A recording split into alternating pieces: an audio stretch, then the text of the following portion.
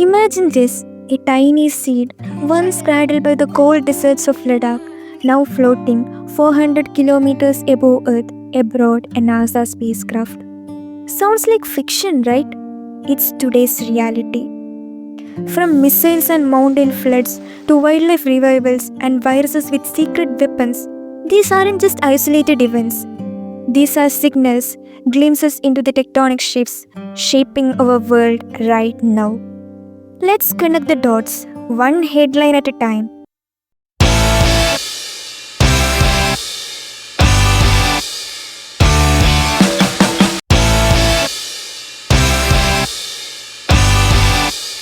While most eyes are on rising China, two Indo-Pacific nations just tightened their grip diplomatically and militarily. India and the Philippines have signed a strategic partnership plan of action 2025 to 29. It's more than just paperwork, it marks 75 years of growing friendship, now upgraded to real geopolitical muscle. The visit saw progress on multiple fronts: mutual legal assistance, transfer of sentenced persons, science and space cooperation, and even tourism. But one more stood out. India will help build a sovereign data cloud infrastructure in the Philippines. Digital diplomacy in motion. And then there is BrahMos, the supersonic cruise missile India co-developed with Russia. The Philippines became its first foreign buyer. This isn't just a deal, it's defense diplomacy. Track 1 Maritime Dialogue in Manila and invitations to the Information Fusion Center, Indian Ocean regions are deepening the Indo-Pacific fabric. Why does it matter?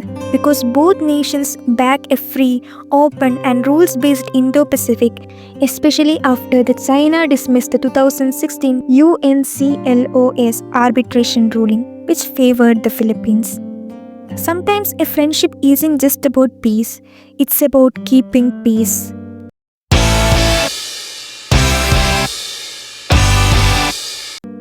While India signs the pacts for peace, Russia is tearing one apart.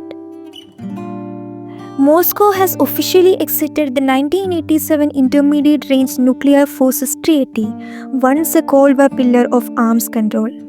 But this isn't just nostalgia, it's retaliation. Why now? Russia points to aggressive US moves. Two nuclear submarines moved near Russian waters and the deployment of the Typhoon missile system in none other than the Philippines. To understand the INF treaty, it banned ground-launched missiles with ranges between 500 and 5,500 km and included on-site inspections, a major trust-building step back in 1987. But that trust eroded with the US withdrew in 2019, citing alleged Russian violations. Now the collapse is official, raising fears of a new arms race, a return to Cold War dynamics, and the ever-haunting risk of a false-launch nuclear incident. Other treaties like New START, SORT, NPT, and TPNW still exist. But can they grow under growing suspicion? As great powers flex missiles, another threat brews, not from the warheads, but from the heavens themselves.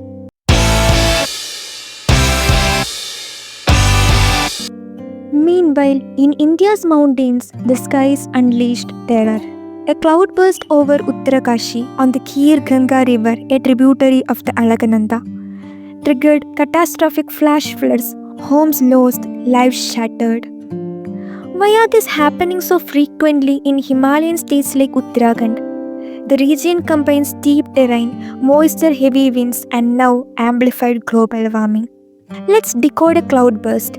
When 10 cm of rain falls in just 1 hour, it creates violent, short-lived storms, highly local, highly unpredictable. In the 2013 Kedarnath disaster, studies later revealed that over half of the rainfall was made worse by greenhouse gases and aerosols, human fingerprints on a natural calamity. India's National Disaster Management Plan 2019 does address cloudburst risk reduction, but as is often the case, the implementation lags behind reality. When the mountains speak, are we even listening?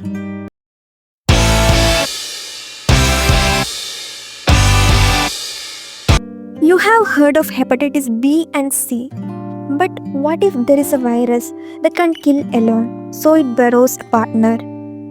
Enter hepatitis D, a satellite virus that can only infect people already carrying hepatitis B. Alone, it's harmless, but together they silently destroy the liver, leading to cancer or complete failure. Hepatitis B, C, and D infect over 300 million people globally. Each year, 1.3 million die. India's National Viral Hepatitis Control Program 2018 aims to eliminate hepatitis C by 2030, aligned with SDG 3.3. But the road is long. There is no vaccine for hepatitis C. And though the hepatitis B vaccine is part of India's immunization drive, coverage is still just 50%. The silver lining, treatments like bulevirtide are emerging. And under the WHO's 2022 to 2030 strategy, global momentum is finally building. And while humans fight for viruses, one ancient animal is quietly stepping back into the frame.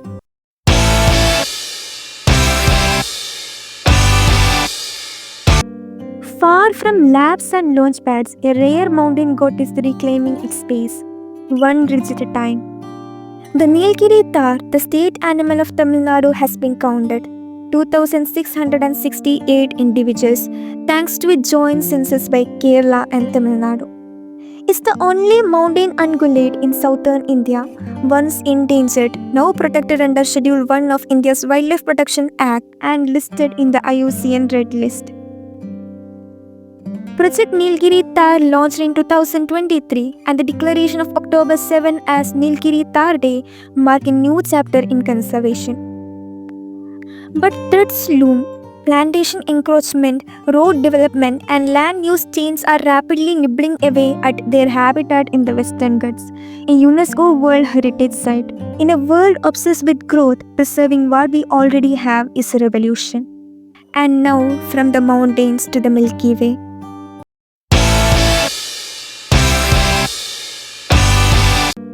Seeds of sea buckthorn and buckwheat from Ladakh are now orbiting Earth aboard NASA's Crew 11 mission.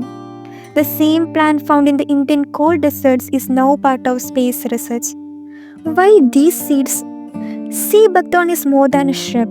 It's climate resilient, rich in antioxidants, vitamins, and known for anti-inflammatory and anti-cancer properties.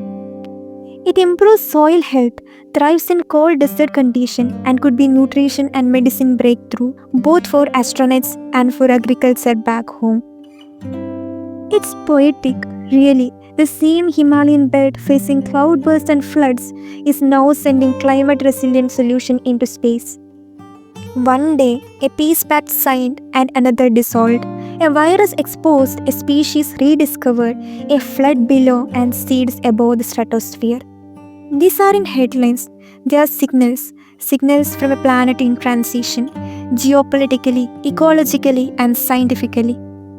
We may scroll past them every day, but they are already shaping the tomorrow we will wake up to. This is Now and No, where news becomes story because our world deserves more than just headlines.